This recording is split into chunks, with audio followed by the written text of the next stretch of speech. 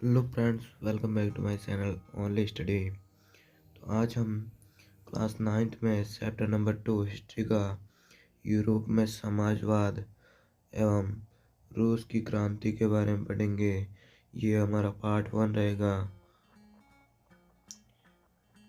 Part 1 में हम ये सामाजिक परिवर्तन के युग पढ़ेंगे और आगे एक और पॉइंट पढ़ेंगे। बाद में इतना ही पार्ट 1 में रखेंगे।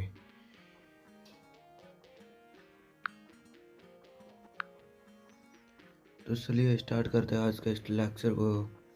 पहले हम उदारवादी के बारे में समझते हैं और बाद में रूढ़िवादी और रेडिकल के बारे में समझेंगे।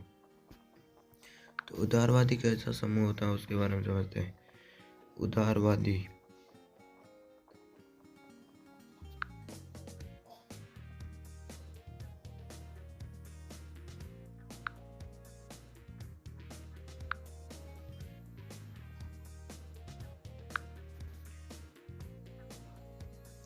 उदार का अर्थ होता है कठोर ना होना, यानी यह समूह कठोर नहीं था इतना। ये ऐसा राष्ट्र चाहते थे जिसमें सभी धर्मों को बराबर सम्मान दिया जाए और बराबर जगह मिले। यह धर्मनिरपेक्ष देश चाहते थे। यह ऐसा देश राष्ट्र यानी देश चाहते थे जिसमें सभी धर्मों को बराबर मान्यता दी जाए, बराबर सम्मान दिया जाए और सभी को बराबर अधिकार मिले और जगह मिले। वंश आधारित शासकों की अनियंत्रित सत्ता के भी विरोधी थे, यानी जो राजा थे उसके बेटे राजा बनने से, जो कि होते हैं राजा, राजा का बेटा राजा बनता है, उस वंश आधारित शासकों के भी ये विरोधी थे, यानी राजा के बेटा राजा नहीं बन सकता। वे सरकार के समक्ष एक व्यक्ति मात्र के अधिकारों की रक्षा के पक्षधर थे, यानी व्यक्तियों की जो अधिकार थे उनके पक्ष में थे, अधिकारों के पक्ष में थे व्यक्तियों के। और सरकार को किसी के भी अधिकारों को हनन करने या उन्हें छीनने का अधिकार नहीं दिया जाना चाहिए। यह इनके भी विरोधी थे कि सरकार को किसी के भी अधिकार को न तो सरकार मार सकती है और न ही उन्हें छीन सकती है। ये उनके विरोधी थे। और आगे देखते हैं, प्रतिनिधित्व पर आधारित एक ऐसी निर्वाचित सरकार के पक्ष में था ये समूह, जो शासकों और अफसरों के प्रभाव से मुक्त और सुप्रशिक्षित न्यायपालिका द्वारा स्थापित किए गए कानूनों के अनुसार शासन या कार्य चलाए। जो ये ऐसी सरकार चाहती थी जो न्यायपालिका के अधिकारों का हनन न करे। न्यायपालिका ने जो अधिकार लागू किए हैं और कार्यपालिका ने जो अधिकार लागू किए हैं उनकी पालना चाहते थे, और जो न्यायपालिका कानून स्थापित करते उनके अनुसार शासन चलाना ये चाहते थे। निर्वाचित यानी चुनी गई, निर्वाचित का अर्थ होता है चुनी गई। अब इसमें जो उदारवादियों की कमियां थी इनके बारे में पढ़ते हैं। ये समूह लोकतंत्रवादी नहीं था, ये धर्मनिरपेक्ष था पर लोकतंत्रवादी नहीं था। क्यों नहीं था, ये हम पढ़ते हैं कि ये लोग सार्वभौमिक वयस्क मताधिकार के पक्ष में नहीं थे। ये वोट देने का अधिकार तो चाहते थे पर सार्वभौमिक यानी सभी को वोट देने का अधिकार नहीं चाहते थे। ये सिर्फ संपत्तिधारियों के पक्ष में थे, संपत्तिधारियों को ही वोट देने का अधिकार था। ये इनमें दो कमियां रही, ये लोकतंत्रवादी नहीं थे और ये सार्वभौमिक वयस्क मताधिकार के पक्ष में नहीं थे।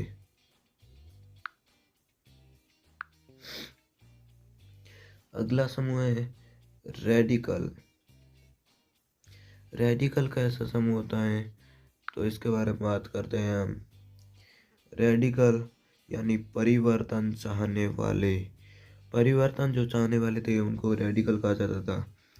यानी रेडिकल समूह के लोग ऐसी सरकार के पक्ष में थे जो देश की आबादी के बहुमत के समर्थन पर आधारित हो। यानी वे ऐसे समूह सरकार चाहते थे जो कि देश की जनसंख्या जो कहे वैसी सरकार हो और उन जनसंख्या के कहे अनुसार करे, ऐसी सरकार चाहते थे।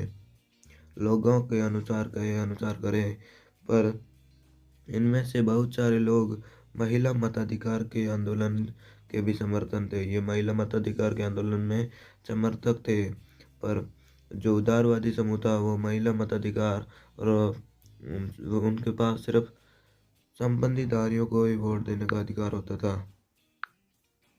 अगला, उदारवादियों के विपरीत ये ये लोग बड़े जमींदारों और संपन्न उद्योगपतियों को प्राप्त किसी भी तरह के विशेषाधिकारों के खिलाफ थे। यानी ये नहीं चाहते थे कि किसी को विशेषाधिकार प्राप्त हो, यानी बड़े लोगों को विशेषाधिकार प्राप्त हो, संबंधीधारियों को विशेषाधिकार प्राप्त हो, ये ऐसा नहीं चाहते थे। ये इनके विरोधी थे।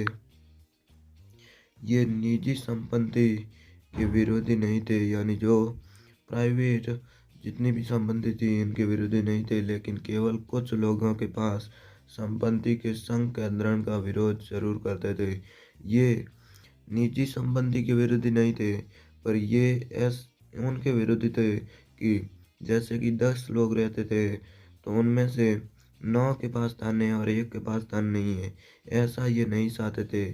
संकेंद्रण यानी किसी एक पर ऐसा नहीं चाहते थे। सबको बराबर धन मिलना चाहिए, सबको बराबर हक है, ये ऐसी सरकार चाहते थे और ऐसे लोग चाहते थे। अगला देखते हैं। अगला समूह है रूढ़िवादी।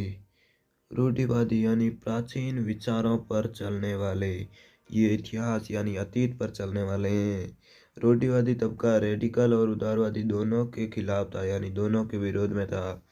कुछ परिवर्तन आवश्यक हो, ये कहते हैं कि कुछ परिवर्तन आवश्यक हो गया है, परंतु वह चाहते थे कि अतीत का सम्मान किया जाए, अर्थात अतीत को ठकुराया न जाए और बदलाव की प्रक्रिया धीमी हो। ये चाहते थे कि परिवर्तन हो, पर परिवर्तन धीरे हो, यानी अतीत का सम्मान किया जाए। अतीत में जो भी होता था उसी तरह अब भी होना चाहिए, अतीत का सम्मान किया जाना चाहिए। पुराने विचारों पर चलते थे, ये अतीत के अनुसार चलते थे। इनकी ये चाहते थे कि परिवर्तन हो, पर परिवर्तन धीमी गति में हो। इतना ही है रूढ़िवादी के बारे में। रूढ़िवादी इतना बड़ा नहीं था। तो अब हम देखते हैं औद्योगिक समाज और सामाजिक परिवर्तन, यानी औद्योगिक समाज से समाज में किस प्रकार परिवर्तन आया, सामाजिक परिवर्तन आया। तो औद्योगिकरण ने औरतों, आदमियों और बच्चों सबको कारखानों में ला दिया, यानी सबको धंधे पर डाल दिया। काम के घंटे यानी पाली, पाली का अर्थ होता है काम के घंटे, बहुत लंबी होती थी, यानी काम काम यानी 18-18 घंटे कराए जाते थे और मजदूरी बहुत ही कम थी। मजदूरी बहुत ही कम थी और काम ज़्यादा ज़्यादा कराया जाता था। बेरोजगारी तो एक आम समस्या बन गई थी। बेरोजगारी तो एक छोटी सी समस्या है, मतलब ये तो सबसे बड़ी समस्या थी। छोटी सॉरी बड़ी समस्या थी बेरोजगारी तो। आम यानी सबसे बड़ी समस्या, ये तो लगातार इसका कोई समाधान ही नहीं है, ऐसी समस्या बनकर रह गई थी। और औद्योगिक वस्तुओं की मांग में गिरावट आ जाने पर तो बेरोजगारी और भी बढ़ जाती थी। यानी औद्योगिक जो भी उद्योग की वस्तुएं थी उनकी मांग में गिरावट आने से बेरोजगारी और भी बढ़ जाती थी। शहर तेजी से बसते और फैलते जा रहे थे, इसीलिए आवास और साफ सफाई का काम भी मुश्किल होता जा रहा था। जगह जगह पर शहर बन रहे थे। उदारवादी और रेडिकल दोनों ही इन समस्याओं का हल खोजने की कोशिश कर रहे थे। जो उदारवादी यानी प्रथम और रेडिकल दूसरा, रूढ़िवादी इसमें नहीं है। तीसरा नंबर वाला जो प्राचीन विचारों पर चलता था ये इसमें शामिल नहीं है। पर उदारवादी और रेडिकल दोनों समस्याओं को समाधान ढूंढने की कोशिश कर रहे हैं, ट्राई कर रहे हैं बार बार। लगभग लगभग सभी उद्योग व्यक्तिगत स्वामित्व में थे। बहुत सारे उदारवादियों और रेडिकल के पास भी काफ़ी संपत्ति थी और उनके यहाँ बहुत सारे लोग नौकरी करते थे। जो उदारवादी थे, उनके रेडिकल उदारवादी थे, उन कईयों के पास तो काफ़ी संपत्ति भी थी और उनके वहाँ नौकर भी काम करते थे, बेरोजगार काम करते थे। स्वामित्व का अर्थ होता है अधिकार। व्यक्तिगत स्वामित्व यानी केवल एक व्यक्ति को अधिकार मिलना। उन्होंने व्यापार या औद्योगिक व्यवसायों के जरिए धन दौलत इकट्ठा की थी, इसलिए वह चाहते थे कि इस तरह के प्रयासों को ज़्यादा से ज़्यादा बढ़ावा दिया जाए। उन्होंने व्यापार या औद्योगिक व्यवसायों के जरिए धन दौलत इकट्ठा की, मतलब उन्होंने व्यापार किया, दुकानें अपनी जो भी व्यापार किया, जो नौकर करते थे उनसे भी रुपए लिए और व्यापार किया अपना। इसीलिए वह चाहते थे कि इस तरह के प्रयासों को ज़्यादा से ज़्यादा बढ़ावा दिया जाए, यानी और भी बेरोजगारी बढ़ाई दी जाए, जिससे उनको तो पैसा मिलता रहे पर जो गरीब थे उनको तो जिंदगी खराब हो रही थी।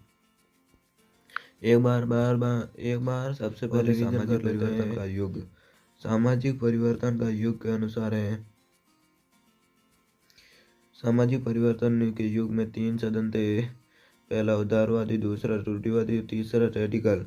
उदारवादी जो समूह था वह चाहता था धर्मनिरपेक्ष देश था और उदार का अर्थ होता है ये निर्मल मन का था। ये सभी धर्मों को एक समान देने वाला राष्ट्र चाहते थे, यानी बराबर सम्मान दिया जाए ऐसा राष्ट्र चाहते थे। पर ये जो उदारवादी लोग थे, ये तबका था, ये ऐसा तबका था पर ये लोकतंत्रवादी नहीं था, क्योंकि ये सार्वभौमिक वयस्क मताधिकार नहीं चाहते थे। ये सभी को वोट देने का अधिकार नहीं चाहते थे। ये केवल संबंधीधारियों को ही वोट देने का अधिकार चाहते थे। रूढ़िवादी एक ऐसा तबका था जो रूढ़िवादी तबका था, ये सभी धर्मों ये चाहते थे। इसने महिला मताधिकार आंदोलन भी पारित कर दिया। यह ऐसा तबका था, महिला सार्वभौमिक वयस्क मताधिकार के साथ चलता था और ये ऐसी सरकार नहीं चाहते थे कि उसमें कोई एक राजा और उसका वंश हो।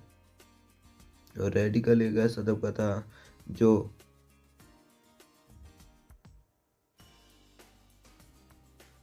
रूढ़िवादी सबसे लास्ट था। रेडिकल के बारे में अभी मैंने विशेषताएं बताई। और रूढ़िवादी ऐसा तबका था जो प्राचीन विचारों पर चलता था, पुराने विचारों पर चलता था। जो भी पुराने विचार थे, अतीत का सम्मान चाहता था और जो ये बदलाव चाहता था, पर बदलाव धीमी गति में चाहता था। औद्योगिक समाज और सामाजिक परिवर्तन, इसमें ये बताया गया है कि जो भी काम के घंटे यानी पाली थी, ये लंबी होती थी और आदमियों सबको मजदूरी करने जाना था, पर मजदूरी बहुत कम दी जाती थी।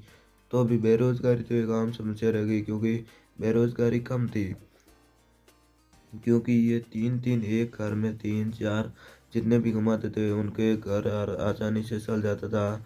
बेरोजगारी छोटी सी समस्या थी। हाँ, मैं छोटी होता, सॉरी मैंने बड़ी बोल दिया पहले, उसके लिए मैं सॉरी चाहता हूँ। और यही बताया औद्योगिक समाज में परिवर्तन आया और जो रेडिकल और उदारवादी थे, ये उनमें से भी कोई लोग संबंधीधारी थे और वे नौकरों से काम कराया करते थे और वे चाहते थे कि औद्योगिक समाज में और भी परिवर्तन हो और बेरोजगारी और बढ़ावा दिया जाए, जिससे उनकी तो कमाई हो जाएगी, बाकी मरे तो उसका कोई नहीं। तो मिलते हैं किसी नेक्स्ट वीडियो में जल्दी, तब तक के लिए जय हिंद, धन्यवाद। और यदि आपने हमारे चैनल ओनली स्टडी को सब्सक्राइब नहीं किया है तो सब्सक्राइब करें और बेल आइकन को भी प्रेस कर दें, क्योंकि जो भी हमारी वीडियो आए और उनकी नोटिफिकेशन सबसे पहले आपको मिले। और वीडियो पसंद आया हो तो लाइक ज़रूर करें। जय हिंद, धन्यवाद।